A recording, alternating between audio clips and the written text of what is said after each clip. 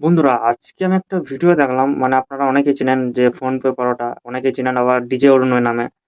তো সে নাকি বলছে 2026-এ সে নাকি বিধায়ক হবে।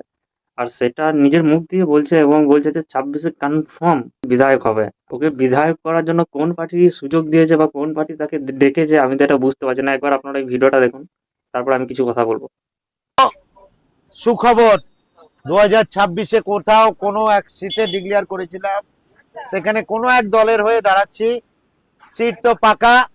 আর 2026-এর বিধায়ক, সম্ভাব্য বিধায়ক দাঁড়িয়ে আছে এখানে। সম্ভাব্য বিধায়ক ডিজে অরুণ দাঁড়িয়ে আছে।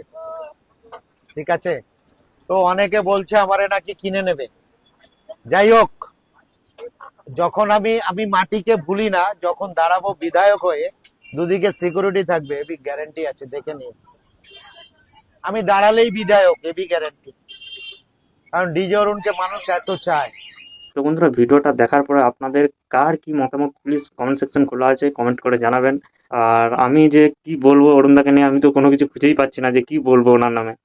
তো প্লিজ কমেন্ট করে জানাও যে 26-এ কি আপনারা দেখতে চান ও ডিজে অরুণকে কোনো ইলেকশন লড়তে, বা ডিজে অরুণকে মানে বিধায়ক হিসাবে দেখতে যদি আপনারা চান, তাহলে কমেন্ট সেকশন খোলা আছে, কমেন্ট করে জানাবেন।